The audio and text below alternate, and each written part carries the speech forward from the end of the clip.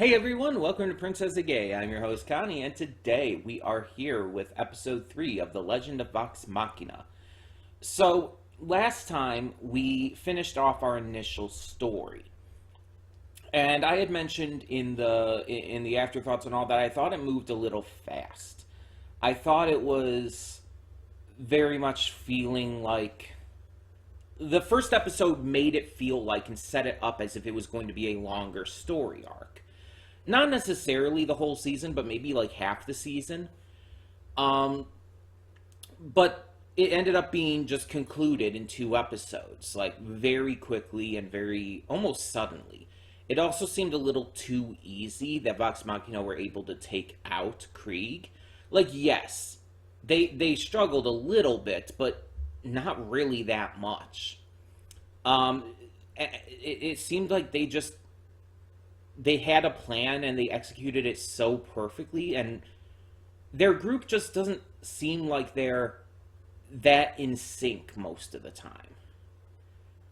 It just seems like it was a little too convenient, just to move the plot along.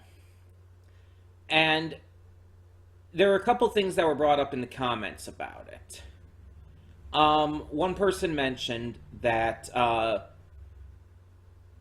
because of how animated series are formatted and all, and with the certain number of episodes they have, it's going to have a lot of different pacing than something like actual D&D. And yes, that is very much true. Like, I believe I mentioned that last time, where it's like, yeah, even with like 2 episodes here, the content in the actual game would probably have been like hours and hours and hours.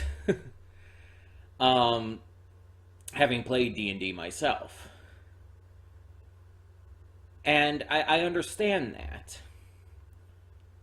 And I understand that that it's a case where, yeah, you're going to have to reel things in to make it more palatable for the audience of an animated series rather than someone who's watching Critical Role, a critter, I believe they're called.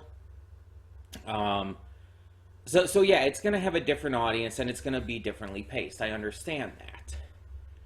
But again, the first episode, in terms of how it made it feel, it felt like it was going to be longer. It was setting itself up to be a longer story arc rather than just 2 episodes. So it's not just expectations based on, oh, they're facing a dragon, it should be a longer story arc. No, it's like the first episode made it feel like it was going to be a longer thing. It's how it was presented and executed and everything. It's not just my personal feelings on it. That's how it was set up to be. And you could also say, like, maybe that's the intention, maybe they wanted to make you think this was going to be longer than it was, and surprise, they actually managed to do it early. I mean, maybe, but it's hard to say. Another thing I was told, though, and this one actually does help a bit. Apparently, in Critical Role, this part of the campaign, of the Vox Machina campaign, wasn't recorded.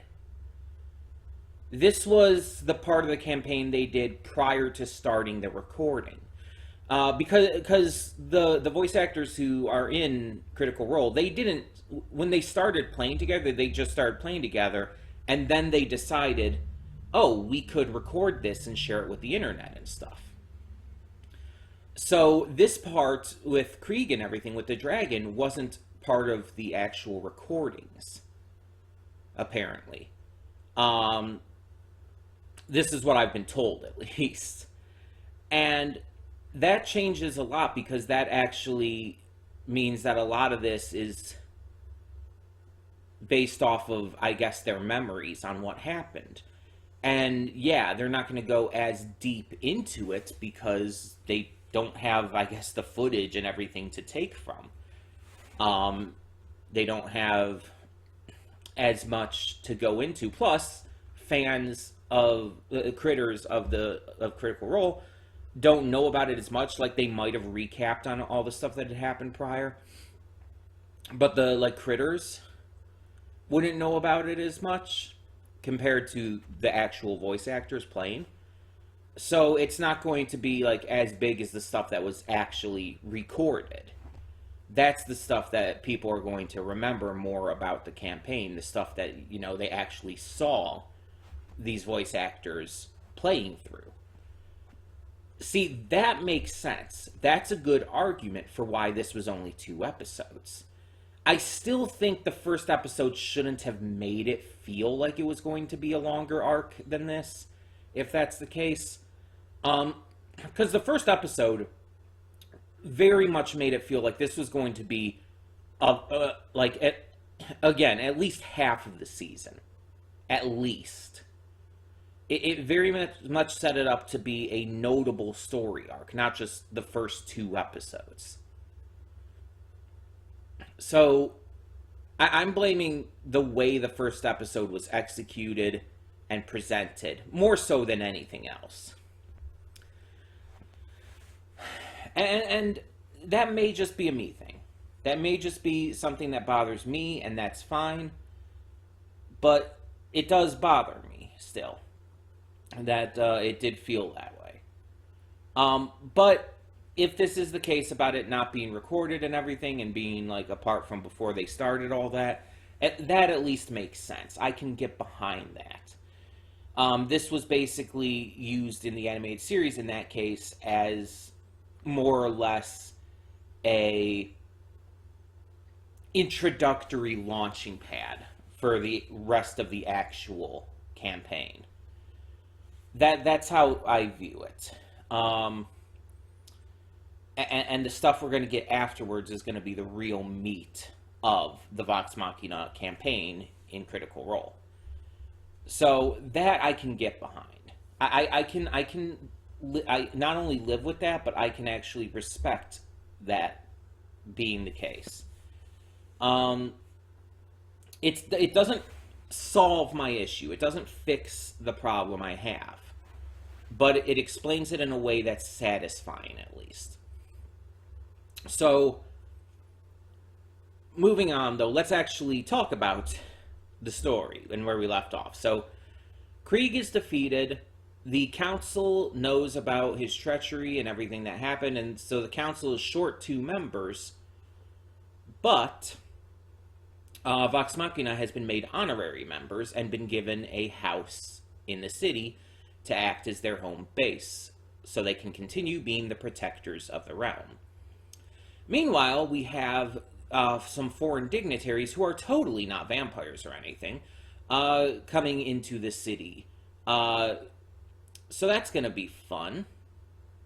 That's going to be fun to see. And yeah, that's pretty much where we leave off. We don't really set up too much else at the moment. We're going to see where it's going to take the characters and their arcs and everything, what it's going to do with them as they continue on. All of that stuff is going to be more starting to be set up in this episode, I feel. Because the last one, again, was just closing that part, those first 2 episodes off. It wasn't, the big setup was more with the next villain than anything else. It's interesting, though, that they go from a dragon to a vampire in terms of the villains. Like, I almost think it would be the other way around. Like, you would start with the vampire and then move up to the dragon. But I guess maybe vampires are trickier and more intelligent and cunning and whatnot, so there's that. Not that dragons can't be, but still. Yeah, I'm definitely interested to see where this goes. It's bound to be pretty interesting. It's bound to be pretty interesting. And again, I am liking it so far. Even with my issue I had, I am still liking it. I'm enjoying the characters. I'm enjoying the voice actors' performances. There's some good guest VAs in it so far. And it's already pretty gay, and I can dig that. We have Vax getting flirty with the uh, the trader guy. I can't remember his name right now. Gilbert? I think it might be Gilbert. I know it starts with a G. Um, but yeah, they were getting flirty, and it's very heavily implied they have fucked before. And hey, I mean, I am all for it. I like a lot of people like a lot of times make this joke, but it's kind of true from what I've heard based on other people's stories and whatnot about D&D. D&D very much attracts queer people. It's it's a very big magnet for queer people. And there's a lot of queerness that just tends to happen in D&D. It's just it just seems to be the case. Um, and part of that might just be because of living out a fantasy life and everything, and a lot of queer people,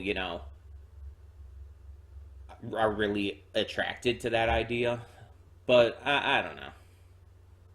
I mean, who knows exactly where it's going to go in terms of that. Because we've seen flirtations and stuff and it's not even the first time because we saw Vax flirt with playfully flirt with another guy in the first episode at the inn or bar or whatever you want to call it. No, bar would not be correct. Inn would be more correct. Tavern. That's the word I was trying to think of. He flirts with the guy, but then again, he's also drunk out of his mind at that point, and they chop off his hand like a moment later. But still, the point is, like, I think Vax is queer. I don't know if he's gay or if he's bi or pan or anything, but he's clearly queer. Um, I don't know about the other characters yet, but we have at least that, right? Though I honestly believe Scanlan is pansexual. Like, I think Scanlan will sleep with anything. um, Scanlan is that horny, it seems. I fully headcanon that until it's confirmed one way or the other. But yeah. So I'm definitely excited to see, again, where this goes. Um, and hopefully, this next arc that we're going to be moving into with this vampire dude, I can't remember his name, or I guess his wife's name. Are they both vampires, or is it just him? That's another question I have. Because if they're both vampires, that's pretty interesting. Because usually you hear like, oh, a vampire, he has like a wife or wives in some case. Um, and even if they know that he's a vampire, which most of the time they do, um, they're not one themselves. But then if this is the case where it's like a husband and wife vampire couple, I think that's a fascinating idea, don't you? But we'll see. We'll see. And how they're going to interact with the rest of the characters and how it's going to progress from here. Plus, I honestly, I don't know about you all, but I want to see more of just the gang's interactions and stuff outside of combat and questing and whatnot. I just want to see them like interact with each other, interact with random townspeople, stuff like that. Just the little stuff. Because sometimes that can be a lot more interesting than the exciting action stuff that you see in everything. I want to see more of the down to earth kind of stuff in here. So I hope we get I hope we get that. Plus, I'm hoping and I assume we're going to see their new digs in this episode. One question about that though, is it furnished? Or do they have to procure that on their own? Because that's going to suck if they do. If it's not furnished, that's going to suck for them. And they were so excited about having a house. Vex and Vax were like really excited about having a house for the first time since probably they were kids, based on the opening, probably. Um, Keyleth was pretty excited about it too. Yeah, a lot of them wanted treasure and all, but I mean, having a house is a pretty big deal. Plus, they have a steady job, and they'll probably get perks from that. To be fair, um, we'll see though. We'll see. Either way, we're just gonna get this started because I've talked long enough. A lot of that was just explaining and going through my thoughts about last time, but we're just going to get this started and hope for the best. So, when the screen fades to black, pause its redirect and go to the description below. Follow the link to the reaction, and after you watch it, come back here to the redirect and resume play. Because after it fades to black, then it fades back in, everything from that point forward will be my afterthoughts and will contain spoilers to the episode. So, that being said, thank you so much for tuning in, and I will see you at the reaction. And we are back, and we'll begin with spoilers in 3, 2, 1, now. So, there's a lot of vampire media out there. It's honestly really common at this point. Vampire media is really popular. I mean, hell, just Dracula alone, there's so many versions of Dracula. There's a shit ton of different movies, of stories, of games, and whatever else. And there's a lot of different just vampire mythos out there. Vampires in various shows and whatnot. It's super common. And because of that, it's not that I've become disillusioned or sick of it necessarily, but for me, I feel like vampires have to really be done right to get my attention. Because they're so plentiful, a lot of the times they're just kind of generic and boring to me. Personally, they are. So you really have to do it right. You have to get certain bits of lore and characterization and excuse me, depth and powers and all. But you also definitely have to make them intimidating. You have to make them feel like a big deal. And I feel like it's really hard to do that. Obviously there's a lot of media that tries to stir things up by making it different, by making it unique, by making the vampires different than you would expect or think or whatnot. And I'm not just talking about shit like Twilight. I'm just saying in general. A lot of times, creators will try to reinvent the wheel, as they say. They'll try to take the vampire mythos, the vampire legend, and put their own spins on it, put their own ideas into it. And sometimes it can work.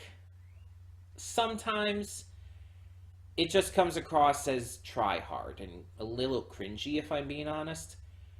And all of this build up to say that this example with Silas Bloodstone, it's not Bloodstone, is it? Briarwood. Briarwood? Briarstone? Hold on, let me look it up. Briarwood. Why did I say Bloodstone? What is that from? Silas Bloodstone. Oh, that was the dude in Werewolf by Night, the MCU special. That's what that was from. I'm like, what is that from? I know that. I know I said that for a reason. It was Werewolf by Night. But no, Silas Briarwood. This is a vampire done right. This is the kind of vibes that I feel like should be attributed to Dracula. This is a true vampire, a real motherfucking vampire. This is what a vampire should be. Not only is he outright intimidating as hell, he's legitimately fucking terrifying. He's scary. He's shit your pants scary. His presence, how easily he just goes into um, uh, hypnotizing people. Um, his demeanor, the fact that he almost never seems to like get thrown off by anything, it's like he is so scary. And his wife on top of it. Like, oh my god. They did not hold back with her either. It's like she's a magic user, possibly a necromancer. Um she's fucking terrifying as well. She has her own level of intimidation, of fright, and again, Grey Griffin, phenomenal VA. I mean, like, she's always been amazing at playing bad guys. Like, I mean, Azula. She's fucking Azula. So, it's very clear that it's like, yeah, I think we can trust that Grey Griffin is owning this role. Um, but she's also fucking scary. Not just intimidating, not just threatening, but scary. And again, a lot of it comes down to the way they carry themselves. They are so confident, so unbelievably assured of their power that nothing bothers them, nothing phases them. The only reason they left is because their secret was going to be revealed by someone else. They were planning on killing Vox Machina. But because the guards came in and that meant Uriel could have come in, like, clearly whatever they're planning would have been put in danger. They left out of necessity for their plan to continue to work. They didn't leave because they were afraid or shaken, and that makes it even more intimidating. And then we have Percy. So I didn't know what route we were going to kind of take with all of this, with the vampire coming in and everything, based on last episode. But now we see that this is going to be directly connected to Percy. We see in the cold open that when he was a kid, his family ruled this one land. I don't remember what it was called. They were in charge of this land, and then his entire family was murdered by the Briarwoods. And it seems like they didn't do it themselves, or at least had very little to do with it themselves. It seemed like they sent assassins in, but they were very clearly responsible for it.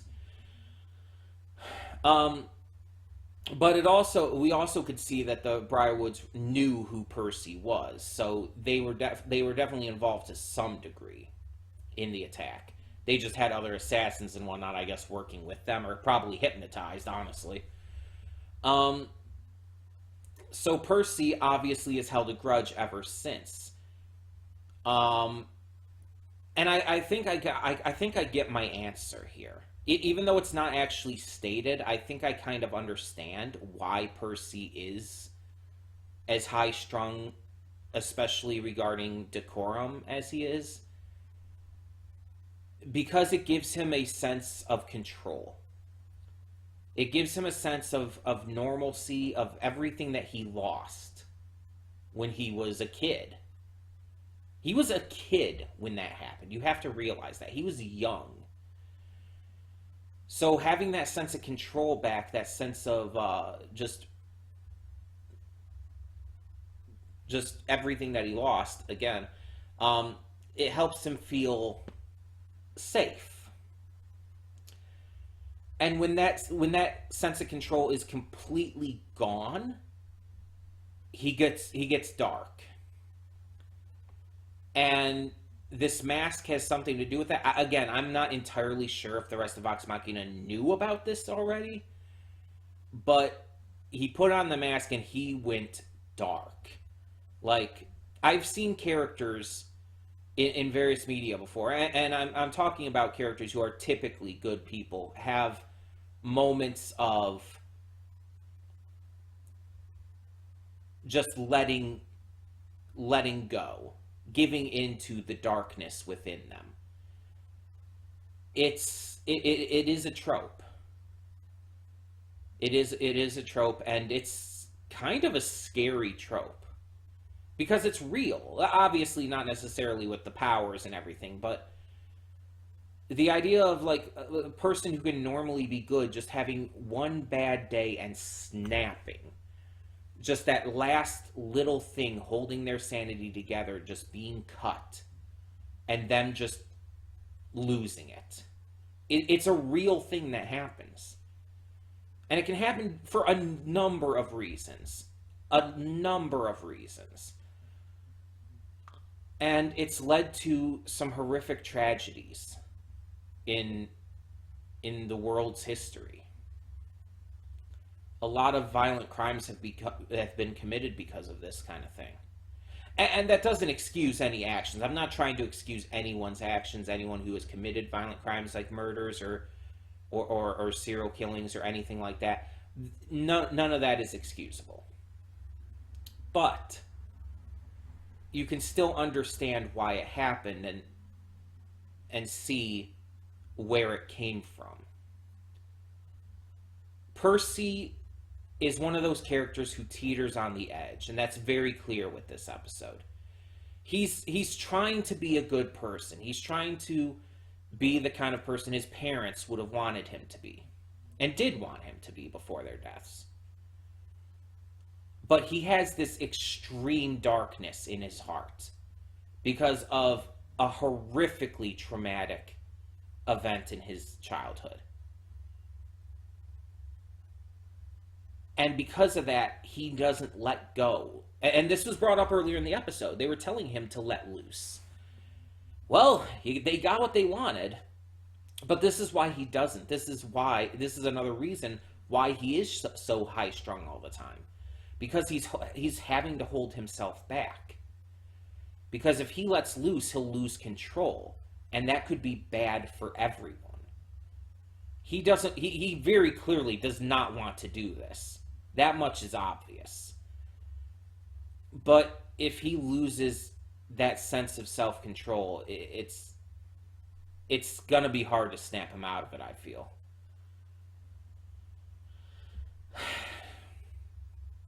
He's a big factor in this, I guess you could say, arc. I don't know how long this one's gonna last. But he's definitely going to be a big factor in this. And I'm very, very interested to see where they take that with him. I'm also interested to see what they do with Vax going forward, because he almost got killed by Silas and his wife before anyone else could even come and find him. Like, he was powerless against them. He was absolutely being bodied.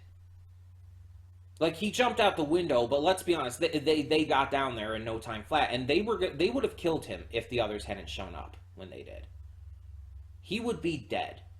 He had no chance against them.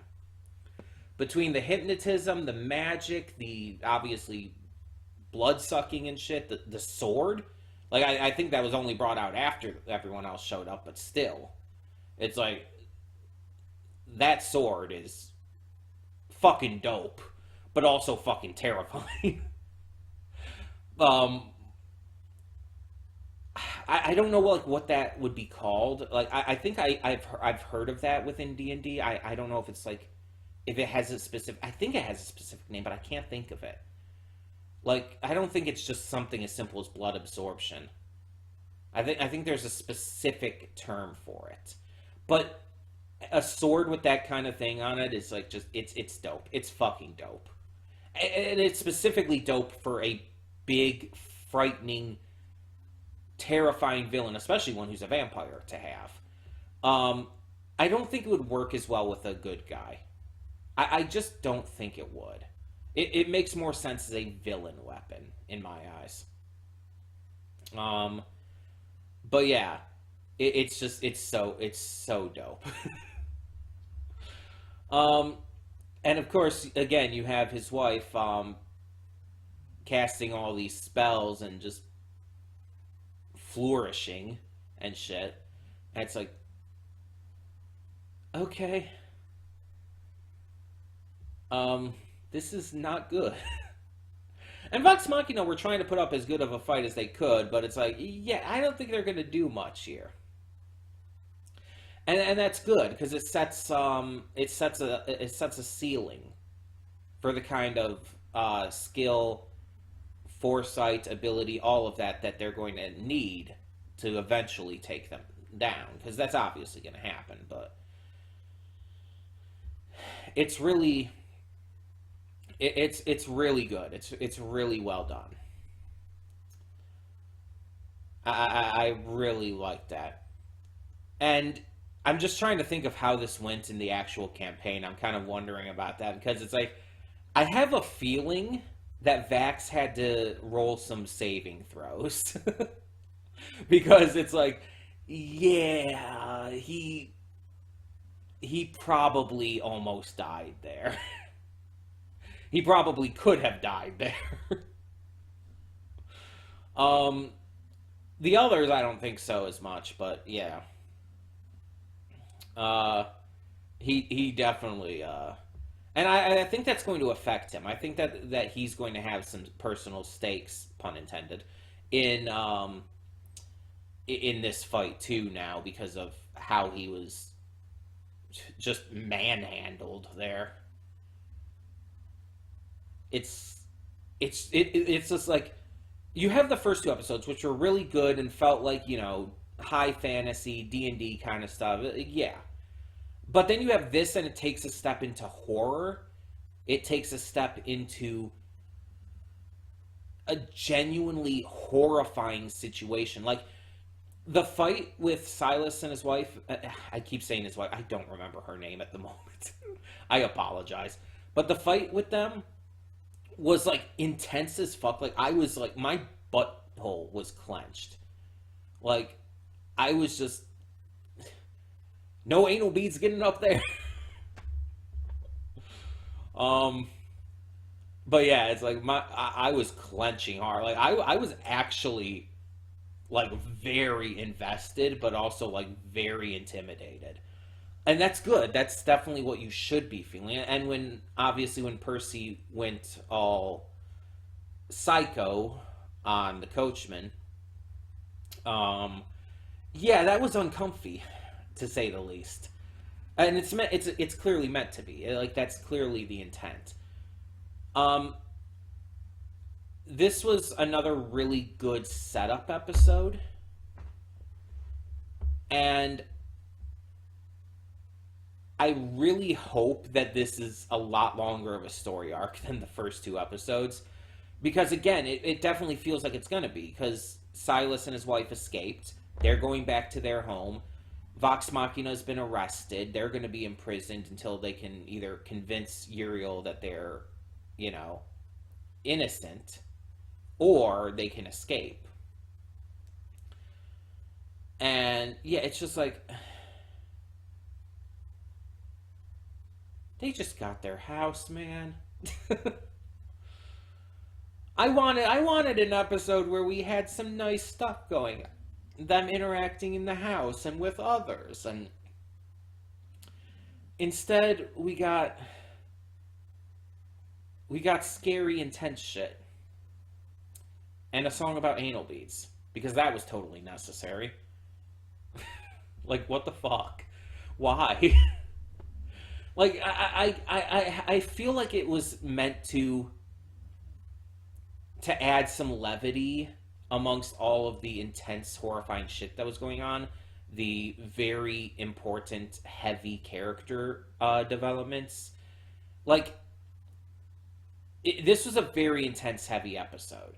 So I feel like that was put in there just for levity. And I understand that, having something to just kind of pull you back into things and just not, like, dwell too much on the heavy shit. But at the same time, it felt really out of place. It really did. Like, I have nothing wrong with Scanlan being a horny little weirdo. Like, that's fine. Hell, I am all for that. I can dig a horny little weirdo. Like, that kind of shit works for me. But there's a time and a place. I get that Scanlan's entire thing is he does not understand that there is a time and a place. But in terms of the writing and everything, it felt really out of place. It was such huge tonal whiplash, especially that one moment where during the big fight, it just like blinked back to him for like what, like maybe 15 seconds, and it just showed him singing a song and this one dignitary getting turned on by it. And it's like that's I can't. I just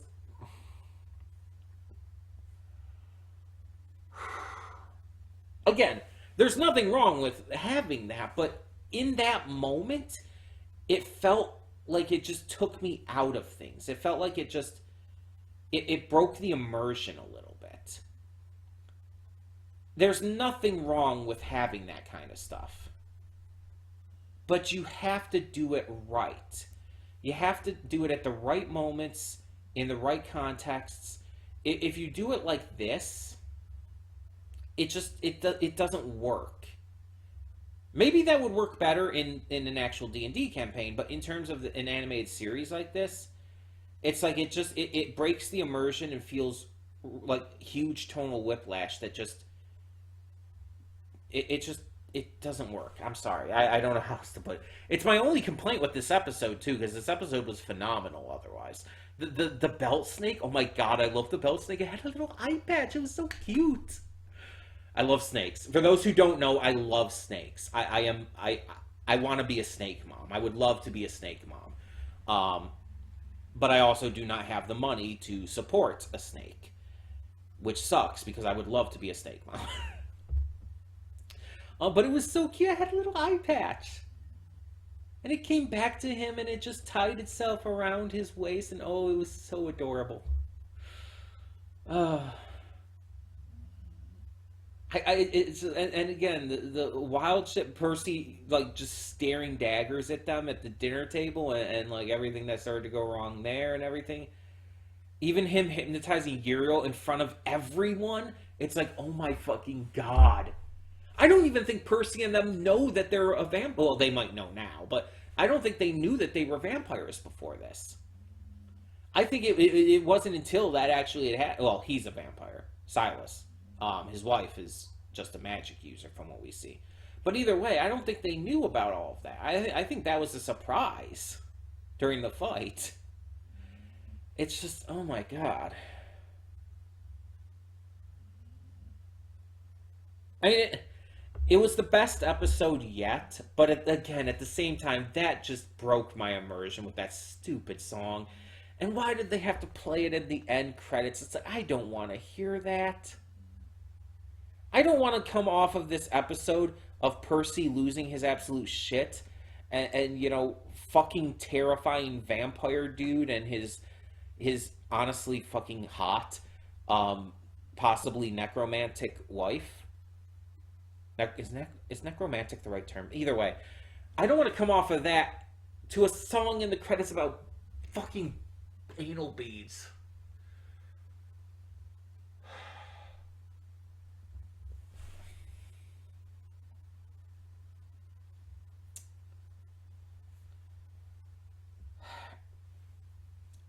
Again, I get that it's D&D, and I get that D&D does shit like this.